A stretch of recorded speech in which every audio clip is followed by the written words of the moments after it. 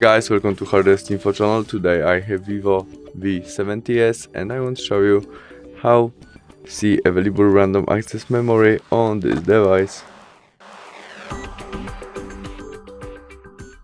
We start off opening our settings application.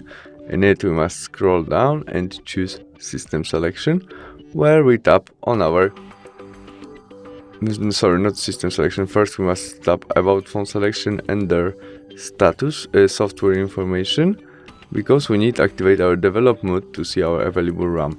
We must tap sometimes to our build number and now enter our connect look screen to confirm our choice. And now when we are in develop mode, we can go back and there choose system option when we have new additional developer options.